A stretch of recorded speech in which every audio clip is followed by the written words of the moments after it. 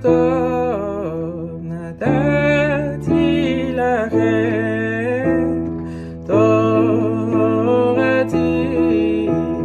אל תעזבו, אפרים למחזיק עמך בתוכיה מאושר דרכיה, גם לגנוע בכל נתיבותיה, שלום משיבין ועמוני אליך ונשובה, חדש ימינו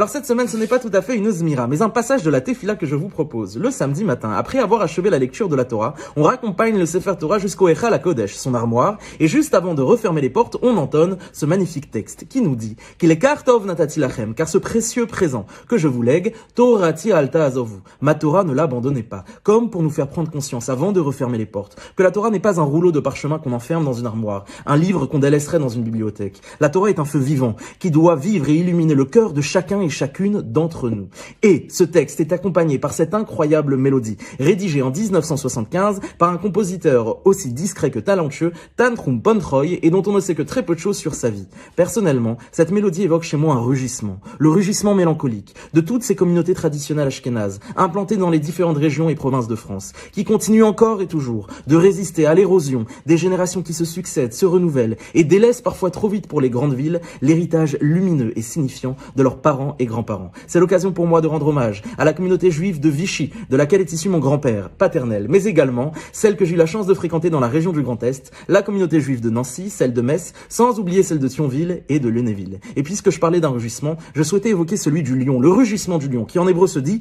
Sha'agat Aryeh, et qui n'est pas moins que le titre d'une des œuvres les plus monumentales sur le Talmud, rédigée par un esprit brillant du XVIIe siècle, Rabbi Aryeh Leib Ginsburg, qui a été le grand rabbin de Metz durant les 20 dernières années de sa vie, et qui est enterré justement là-bas. Si je vous en parle, c'est parce que le 10 Tammuz, qui correspond à ce jeudi soir cette année et toute la journée de vendredi, c'est le Yortzeit, le jour anniversaire de sa disparition. L'occasion d'allumer des bougies ou encore mieux de se rendre à Metz sur le tombeau du Tzaddik. Enfin, je souhaitais dédicacer cette Zmira à tous les Ariés et en particulier au petit Arié des BHM, à qui je souhaite plus tard de croquer dans une page de Gemara avec le même appétit qu'il croque dans une pastèque. Shabbat Shalom à tous et à la semaine prochaine.